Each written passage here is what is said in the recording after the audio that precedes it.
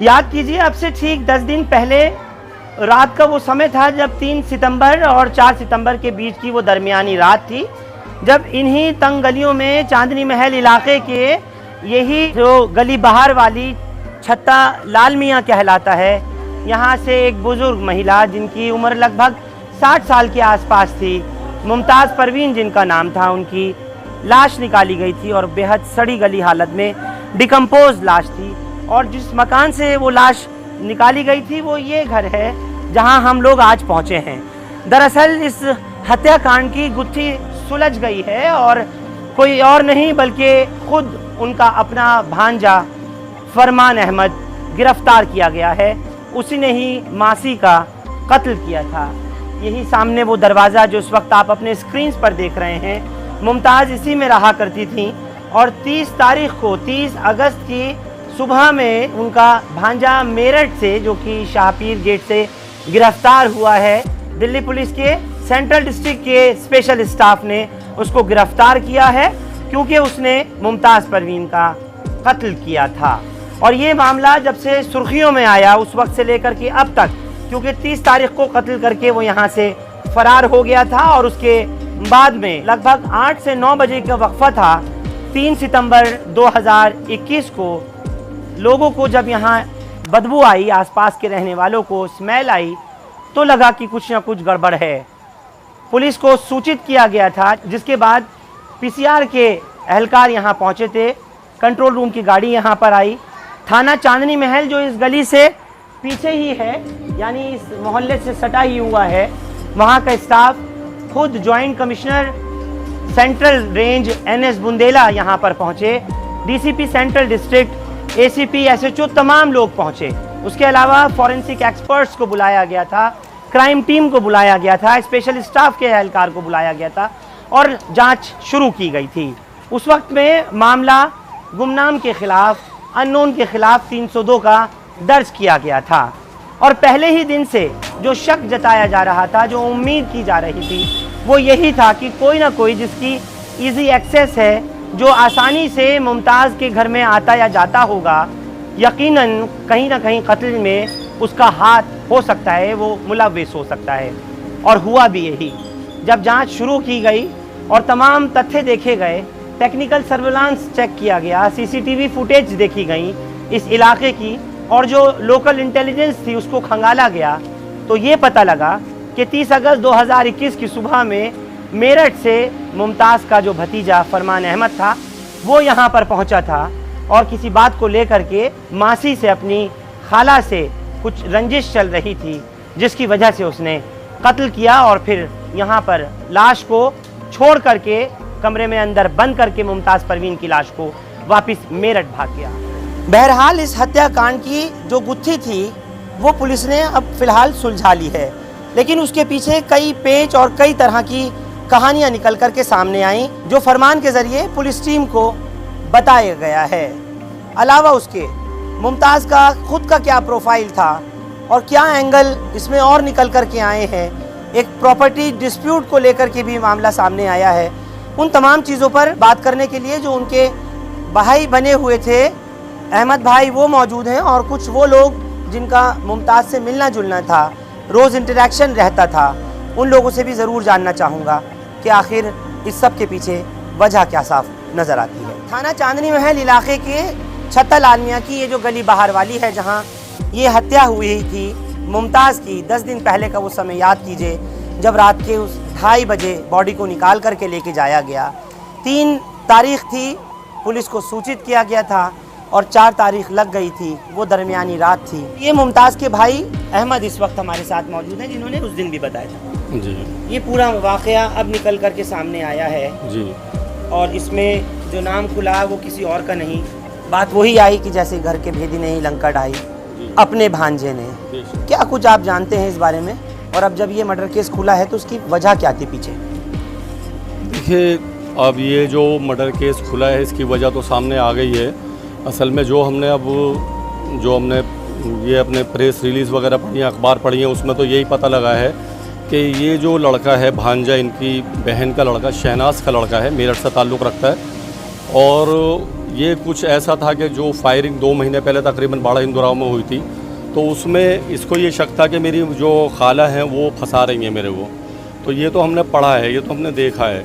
जहाँ तक बाजी मुमताज़ का ताल्लुक़ है, वो यहाँ तकरीबन 25 साल से रहती थी। ये ज़िला के जो डीसीपी हैं जसमीत सिंह, उनसे हमारी बात हुई है और उन्होंने जो अपना बयान दिया है ऑफ रिकॉर्ड, उस वक्त हालांकि वो बता रहे थे, लेकिन जो कुछ प्रेस रिलीज़ के ज़रिए बता सके थे वो उस पर भी मैं जाऊँगा। लेकिन फरमान ने कत्ल क्यों किया, ये अपने आप में एक बड़ा सवाल था और पुलिस ने भी जब इस बात के ऊपर पूरी तरीके से प्रेशर डाला और उस पर दबाव बना करके पूछा, तो उसने बताया कि 2 महीने पहले बाड़ा हिंदुराव इलाके में जो 2 लड़कों का, 2 राहगीरों का कत्ल हुआ था, एक प्रॉपर्टी विवाद को लेकर के, उसमें इसका नाम लेना चाह रही थी मुमताज़ परवीन। ऐसा खुद फरमान ने पुलिस को बयान दिया है। क्यों नाम लेना चाह रही थी वो, और उस केस से ताल्लुक़ क्या था? उनको असल में ये शक था कि ये जो हैं, जो बाड़ा हिंदुराव वालों से ये मिल गए हैं, ये मिल गए हैं। मुमताज़ का क्या ताल्लुक़ था बाड़ा हिंदुराव से? मुमताज़ बाजी का जो ताल्लुक़ था बाड़ा हिंदुराव से, एक वकील अहमद थे, वकील अहमद जिनको हम वकील साहब कहते थे, तो वो भी यहाँ आते थे, उनसे उनका ताल्लुक़ था। लेकिन कभी उन्होंने इस चीज़ का, उनकी शादी हो गई थी उनसे, मेरा ख्याल 4थी शादी का लोग जिक्र कर रहे हैं उनसे। जी, ये इनकी बहन ने इस वक्त यहाँ बताया, जिस दिन इंतकाल हुआ था, जब बॉडी निकली, तो जो बहन है इनकी निज़ामुद्दीन वाली, उनके ज़रिए से ये पता लगा कि उन्होंने शादी की हुई थी। लेकिन मुझे कभी उन्होंने इस बारे में नहीं बताया। तो वो बस यही कहती थी कि मैं तो अपने 2 बर्तन नहीं धो सकती, तो मैं 4 कैसे धोऊंगी, 2 रोटी अपने लिए नहीं पका सकती। तो कहनी भाई मैंने शादी नहीं कर रखी। लेकिन यह है कि बाद में हमें पता लगा, और बाकी सारी प्रॉपर्टी वगैरह जो भी बाड़ा हिंदुराव में है, वो सब जो है इनके बुज़ुर्गों के ज़रिए से वकील अहमद देखते थे। फरमान को जो शक था ये था कि ये जो मेरी खाला हैं ये मुझे फंसा देंगी, और ये हम मेरे परिवार को और मुझे फंसा देंगी कि, और इसके अंदर जो है मेरा नाम लिया रहा है, मैं हूँ नहीं, पर ये वही रंजिश वो रखता था, उसी रंजिश के तहत उसने इस वारदात को अंजाम दिया है। और बाकी ये है कि मेरठ से भी जो है, क्योंकि मेरी भी वहाँ ससुराल है, तो मैंने तहकीकात की थी उसके बारे में, तो यही पता लगा है कि लड़का कोई काम धंधा नहीं करता, स्नैचिंग वगैरह करता है, मोबाइल वगैरह। ये मुझे वहाँ से मैंने पूछा था, तो मेरी ससुराल के आसपास ही रहता है ये लड़का, तो इसका बैकग्राउंड भी कुछ इस तरीके का है।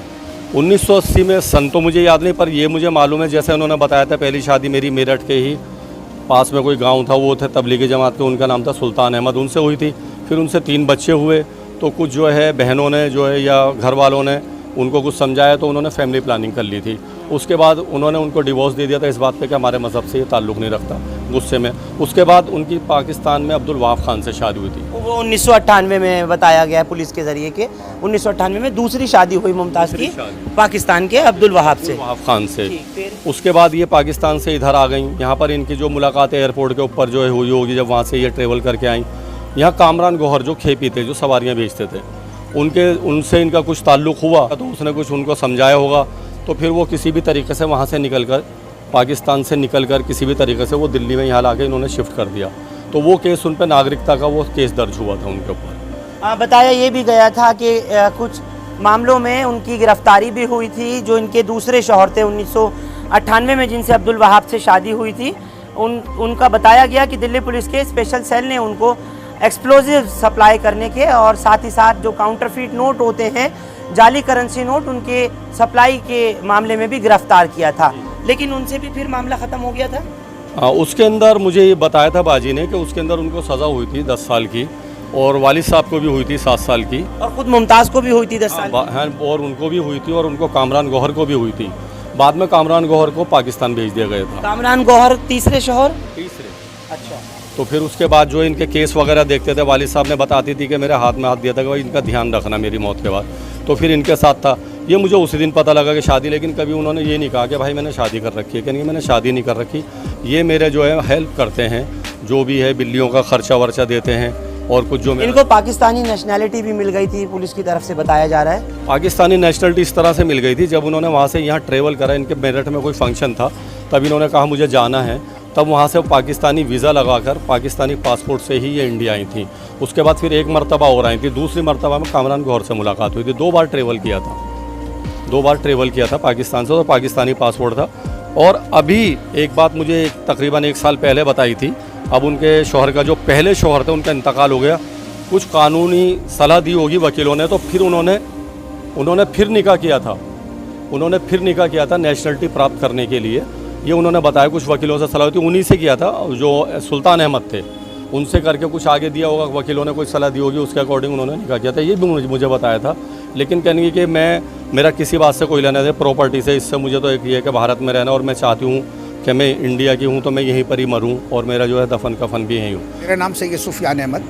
जैसा कि आप देख रहे हैं कि पीछे तकरीबन 10 दिन पहले एक यहाँ से लाश मिली थी और उसका कत्ल जो है 5 दिन पहले हुआ था।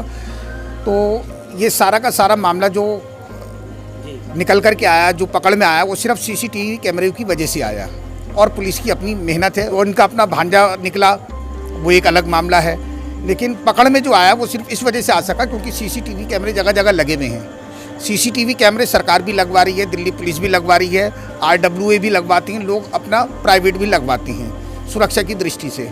लेकिन एक बार लगने के बाद उसकी मेंटेनेंस ज़रूरी है। हम भी आज देखते हैं अपनी गली के अंदर ही, अगर मैं बताऊं तो कम से कम 4 जगह कैमरे टूटे पड़े हैं, उसकी कोई मेंटेनेंस नहीं है। अगर उसकी मेंटेनेंस होती तो जो इतना टाइम लगा वो यहीं के बिल्कुल पास में मिल जाता। लेकिन चीज़ का लगना ज़रूरी है, लेकिन उसके साथ साथ उसकी मेंटेनेंस भी ज़रूरी है। मसला ये है कि RWA के अंदर भी जो बड़ी RWA हैं, ये छोटी हैं, उनके अंदर कुछ सुरक्षा के ऐसे पैमाने होने चाहिए कि अगर आपके घर के अंदर कोई ऐसी वारदात हो रही है तो कोई अलार्म बटन या कुछ ऐसा होना चाहिए कि आपने जल्दी से भी अगर उसे प्रेस कर दिया तो जहाँ RWA का ऑफिस है वहाँ पे कोई अलार्म बज जाए, जिससे पता लग जाए कि भाई इस किस्म की कोई वारदात हो रही है। आजकल हाईटेक ज़माना है, ऐप्स का ज़माना है, तो मिलकर के काम करना चाहिए। इसके अंदर जो एजेंसीज़ हैं वो भी इन्वॉल्व हों, और जो सीसीटीवी जो है वो एक बहुत काम की चीज़ है। बहुत से लोग जो है उसका मजाक बनाते हैं कि भाई सीसीटीवी की क्या ज़रूरत है। अब जिस तरह से ये मामला जो मुमताज़ के भांजे का पकड़ा गया, कत्ल करने वाला घर का आदमी था, लेकिन पकड़ा गया सिर्फ और सिर्फ सीसीटीवी की बुनियाद के ऊपर। अगर वो नहीं होता तो पकड़ में बहुत आता, मैं मानता हूँ, लेकिन बहुत ज़्यादा वक्त लगता। बहरहाल हुआ तो बहुत दुखद, लेकिन मैं आपसे कुछ जानना चाहता हूँ। आप लोग इलाके की रहने वाली हैं, आपका कुछ ताल्लुक था, मिलना जारी? पड़ोसी थी, यहाँ पर रहती थी, सबका ध्यान रखती थी, कौन बैठा है कौन फालतू बैठा है भगा देती थी। यहाँ पर बैठे रहते थे लड़के, उनका ध्यान रखती थी, बिल्लियाँ पाल रखी थी, हर वक्त गोश्त वगैरह खिलाती रहती थी, आदत की बहुत अच्छी थी। अब ये जो लड़का पकड़ा गया है, कभी इसको देखा था यहाँ आते जाते इनके घर पे? नहीं नहीं, हमने नहीं देखा, कभी नहीं देखा। आता रहता था, वो तो भांजा ही तो था, उस दिन नहीं देखा। वे तो कहीं दूर दूर तक शक नहीं था, वो तो सीसीटीवी में पता चला कि वो ऐसा ऐसा निकला है। उसको तो सुन के हमें भी शौक लगा कि ये ही निकला, और वो देखने में इतना पतला दुबला था, वो उनके काबू में आ कैसे गई, हम तो यही सोचे जा रहे हैं। अच्छे हेल्दी औरत थी वो, और वो इतना कमज़ोर और पतला दुबला था, वो आ कैसे गई, उन्हें कब्जे में उनके पता नहीं, उसने पीछे से वार कर रखा जब तो हो सकता है, वरना तो आगे से तो वो आ नहीं सकती थी काबू में। बिल्कुल खुले तौर पर अगर हम कहें इस पूरे हत्याकांड में, तो बात निकलकर यही सामने आती है कि भले ही मुमताज़ परवीन ने चाहे 3 या 4 शादी की हों, उनमें से 2 लोग चाहे वो पाकिस्तान नेशनल्स थे, नेशनैलिटी भी पाकिस्तान की इनको मिली हो, या जेल गई हों खुद भी अपने दूसरे शौहर की वजह से जो उसके काम थे, कुछ भी था, लेकिन यहाँ के लोगों से उनकी मिल्लतदारी अच्छी बताई जाती है, लोगों से मिलनसारी अच्छी बताई जाती है। दोनों लड़के उनके मेरठ में रहते हैं, जो उस दिन भी जब कत्ल का उनको पता लगा था तो यहाँ पर पहुँचे थे। कुल मिलाकर के जो पुलिस इस केस को उस दिन ब्लाइंड केस समझ रही थी, गुत्थी सुलझी है, और लोगों ने भी यही कहा कि कम से कम निकल कर के मामला सामने तो आया। उस वक्त तक तो पता ही नहीं था कि कौन आया, कौन मार कर के गया, और कैसे 4-5 दिन तक लाश पड़ी सड़ती रही, और उसके बाद फिर आगे की कार्रवाई अंजाम दी गई।